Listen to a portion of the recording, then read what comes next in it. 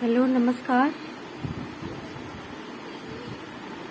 सूर्य अर्थ को लेकर के आपका सवाल आया है। तो जो लोग देते हैं तब तो ठीक है, लेकिन अगर आप पहली बार शुरुआत कर रहे हैं तो आप शुक्ल पक्ष की रविवार से चुनाव कीजिए। अभी कल जो रविवार आ रहा है उसका चुनाव नहीं करिएगा, आने वाले शुक्ल पक्ष का रविवार होगा उसका आप चुनाव करिएगा। और जब आप पहली बार कर रहे हैं, सूर्य अर्घ देना प्रारंभ कर रहे हैं, तो आपको संकल्प लेना होगा। कम से कम, ज्यादा कुछ नहीं तो कम से कम आप स्नान आदि से निर्वित हो जाइए। उसके बाद जो मैंने नियम बताए हैं, आचमन करना है, गायत्री मंत्र का घेरा लगाना है और हाथ में कम से कम एक अंगूठी होना चाहिए। कुसा जो है वो अत्यंत पवित्र हो जाता है, ठीक है, वो अधिकाधिक पवित्री की तरफ माना गया है। तो अगर संभव हो तो चांदी वगैरह हाथ में, अगर आप कांच की चूड़ियां भी अगर हैं तो ठीक है। तो कुसा को उतना नहीं अवॉइड, मतलब कुछ कम इसका इस्तेमाल किया जा सकता है। सोने चांदी या फिर कांच की चूड़ियां वगैरह हैं तो ठीक है। तो संकल्प लेना है, तो ज्यादा नहीं तो कम से कम आप अपना नाम, अपने गोत्र का नाम, शुक्ल पक्ष बोलना है और तिथि बोलना है और वार, जिस दिन आप पूजा कर रहे हो उस दिन का नाम बोलना है और जिस क्षेत्र में आप रहते हो उस क्षेत्र का नाम बोलना है।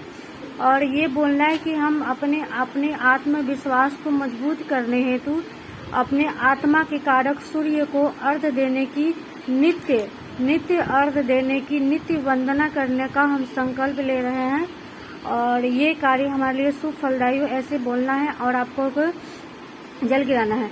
तो सूर्य उदय के 1 घंटे के अंदर में जल देने का नियम है। बाद में दिया जा सकता है, लेकिन वो मजबूरी से नियम बनाइए कि सूर्य उदय के 1 घंटे के अंदर में जल देना है। और जल में क्या डालना है क्या नहीं डालना है, तो वो डालना न डालना आपकी अपनी इच्छा हो सकती है। डालना है तो रोली होता है, कुमकुम, लाल फूल, चावल, गेहूं के दाल है, गुड़ डाल सकते हैं। ये पीतल के बर्तन में डालने हैं, ठीक है। लेकिन अगर आप ये चीजें नहीं डालना चाहते तो सिर्फ सादे जल में, पीतल या फिर तांबे के पात्र में आप जल दे सकते हैं। तो जल देने के समय जब जल की गिरता है तो ध्यान रखिए कि उसकी छींटे आपके पैरों पर ना गिरे। तो संभव हो आप आगे कोई बड़ा सा पात्र रख लीजिए और उसी में आपका जल गिरे। तो जल गिराना है आपको 3 बार रुक के जल गिराना है। ओम ब्रह्म स्वरूपने श्री सूर्य नारायणाय नमः, ये मंत्र बोलना है 3 बार रुक के आपको जल गिराते रहना है और ये मंत्र बोलना है। ओम ब्रह्म स्वरूपने श्री सूर्य नारायणाय नमः बोलना है, जल गिराना है, बोलते हुए जल गिराना है। और उसके बाद फिर आपको क्षमा याचना मांगना है।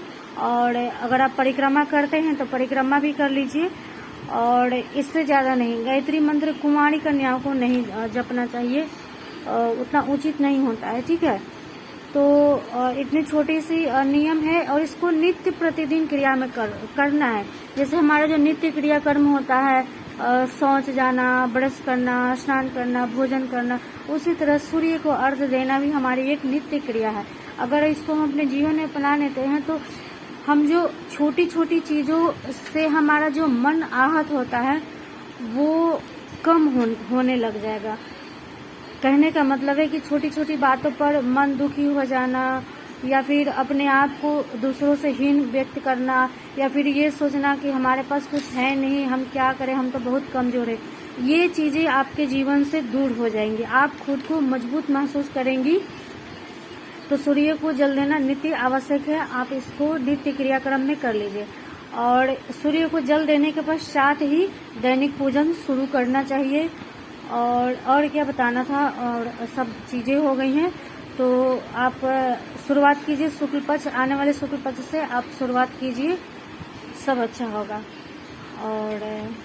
और क्या बताना है, जो भी रहे आप पूछ लीजिए, हम बता देंगे।